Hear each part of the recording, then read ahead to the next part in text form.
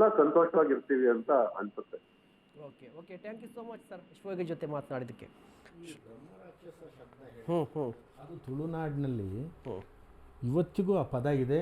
ಅದು ಬ್ರಹ್ಮರಾಕ್ಷಸ ಹೊಡ್ಕೊಂಡು ಹೋದ, ನಾನು ಆಗಲೇ ಹೇಳಿದೆ ನೋಡಿ, ಯಾರೋ ಸತ್ತಿದ್ದಕ್ಕೆ ಸಡನ್ ಆಗಿ ಬ್ರಹ್ಮರಾಕ್ಷಸನ ಎಫೆಕ್ಟ್ ಅನ್ನೋದಿದೆ.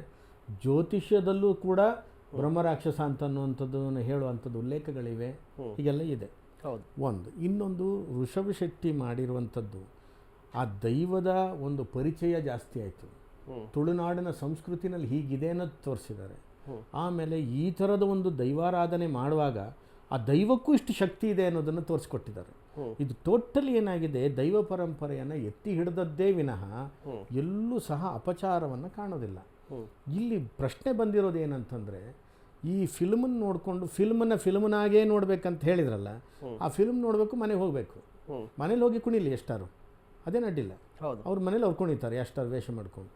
ಈ ಟಾಕೀಸಲ್ಲಿ ಕುಣಿಯೋದಿದೆಯಲ್ಲ, ಕುಣಿದದ್ದು ಸಹ ಬೇಜಾರಲ್ಲ, ಅದು ಸಮಸ್ಯೆ ಇರೋದ್ರಿಂದ ಕುಣಿಯೋದು. ಈ ವೇಷ ಹಾಕ್ಕೊಳ್ತಾರೆ ನೋಡಿ, ಇದೆಲ್ಲ ನೀವು ತೋರಿಸ್ತಾ ಇದ್ದೀರಲ್ಲ, ಅದು ಅವನಿಗೆ ಹಿಡ್ಕೊಂಡು ಮೇಲಿನ ಕೆಳಗೆ ತನಕ ನಟ್ ಬೋಲ್ಟ್ ಸರಿ ಮಾಡಿದರೆ ಇನ್ನು ಆ ದೈವಗಳಲ್ಲಿ ಬರೋದಿಲ್ಲ. ಇದು ತುಳುನಾಡಿನವರು ಮಾಡಬೇಕು. ಇದು ಎಲ್ಲ ಕಾನೂನು ವ್ಯವಸ್ಥೆನೆಲ್ಲ ಆಗೋದಲ್ಲ. ಈ ತುಳುಕೋಟದವರು ಅದು ಮಾಡಬೇಕು. ಯಾಕೆಂತಂದರೆ ಇದು ಅಪಹಾಸ್ಯ. ಇದು ಒಂದು ರೀತಿಯಾದ ನಮ್ಮ ತುಳುನಾಡಿನ ದೈವದ ಬಗ್ಗೆ ಅವರು ತೋರಿಸಿದ ಫಿಲ್ಮ್ನಲ್ಲೇ ಇವನೊಂದು ಈ ವೇಷ ಹಾಕಬೇಕು.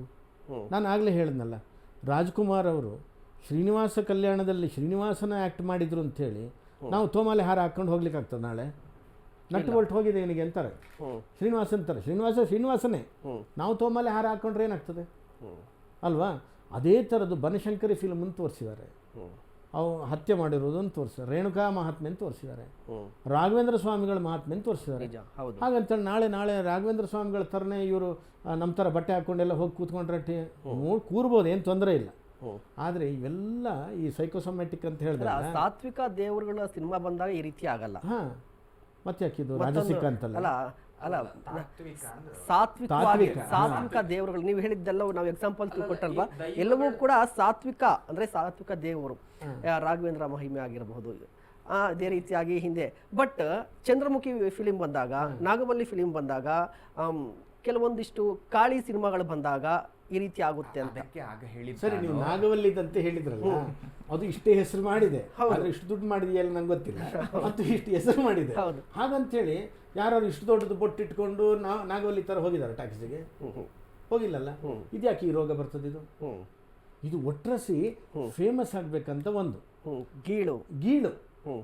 ಆದ್ರಿಂದ ಈ ತುಳುನಾಡಿನ ದೈವಗಳನ್ನು ಅಪಹಾಸ್ಯ ಅಂತ ಎಲ್ಲಿ ಕಾಣ್ತೇವೆ ಅಂತಂದರೆ, ಆ ದೈವದ ರೂಪದಲ್ಲಿ ವೇಷ ಮಾಡ್ಕೊಳ್ಳೋದು, ಅದು ವೇಷ ಮಾಡೋದಕ್ಕೆ ನಿಜವಾಗ್ಲೂ ಸಹ ನಾವು ವಿರೋಧ ಇದೆ. ಯಾಕೆಂದರೆ ಆ ಸಂಸ್ಕೃತಿನ ಹಾಗೆ ಇಟ್ಕೋಬೇಕು. ಕೇವಲ ತುಳುನಾಡಿಗೆ ವಿರೋಧ ಅಲ್ಲ ನಾನು ಹೇಳೋದು.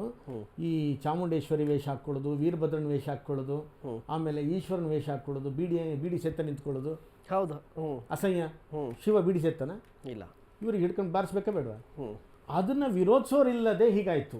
ನೀವು ಅದೇ ಥರದಲ್ಲಿ ಒಂದು ಪೈಗಂಬರ್ ವೇಷ ಹಾಕ್ಕೊಂಡು ಏನಾರು ಮಾಡಿ, ಎರಡನೇ ದಿನಕ್ಕೆ ಅವರು ಇದು ಏನು ಕೊಡಬೇಕೋ ಕೊಡ್ತಾರೆ. ನಿಜ. ಹಾಂ, ಯೇಸು ವೇಷ ಹಾಕ್ಕೊಂಡು ಒಂದು ಲೈಟ್ ಕಂಬದ ಹತ್ರ ನಿಂತ್ಕೊಳ್ಳಿ, ಸಾಧ್ಯನೇ ಇಲ್ಲ. ಇದು ಯಾಕೆ ಸಾಧ್ಯ ಇದೆ ಅಂತಂದರೆ, ನಮ್ಮಲ್ಲೇ ನೂರಾರು ಜಾತಿ, ನಮ್ಮಲ್ಲೇ ನೂರಾರು ತಂಡ, ನಮ್ಮಲ್ಲಿ ನೂರಾರು ಒಪಿನಿಯನ್. ಆದ್ದರಿಂದ ಈ ಥರ ಆಗ್ತದೆ. ಆದರೆ ತುಳುಕೂಟಗಳು ಅವ್ರೇನು ಅಬ್ಜೆಕ್ಷನ್ ಮಾಡ್ತಿದ್ದಾರೆ ಅದಕ್ಕೆ ಇಡೀ ತುಳುನಾಡು ಅವರ ಹಿಂದೆ ನಿಲ್ತದೆ. ಯಾಕೆ ಅಂತಂದರೆ, ಗಗ್ಗರ ಕಟ್ಕೊಳ್ಳೋದಾಗಲಿ, ಆ ಕೆಂಪು ಬಟ್ಟೆನ ಉಡೋದಾಗಲಿ, ಅಥವಾ ಗೆಜ್ಜೆನ ಹಾಕ್ಕೊಳ್ಳೋದಾಗಲಿ, ಇದು ಯಾವುದು ಸಹ ಅಸಂಬದ್ಧ. ಇದನ್ನು ಮಾಡಲಿಕ್ಕೆ ಹೋಗಬಾರ್ದು. ಹಾಗಂತೇಳಿ ದೈವ ವಾರ್ನಿಂಗ್ ಕೊಡೋದನ್ನು ನಾನು ತೀವ್ರವಾಗಿ ಖಂಡಿಸ್ತೇನೆ. ಒಂದು ದೈವವೇ ಮೈ ಮೇಲೆ ಬಂದು ವಾರ್ನಿಂಗ್ ಕೊಡುವಂಥದ್ದು ಇದೆಯಲ್ಲ, ಇದು ತುಳುನಾಡಿಗೆ ಅವಮಾನ. ಅದು ಅವಮಾನ ಆಗಿರೋದನ್ನು ಈ ತುಳುಕೂಟವೇ ಅದನ್ನು ಕೂಡ ವಿರೋಧಿಸಬೇಕು.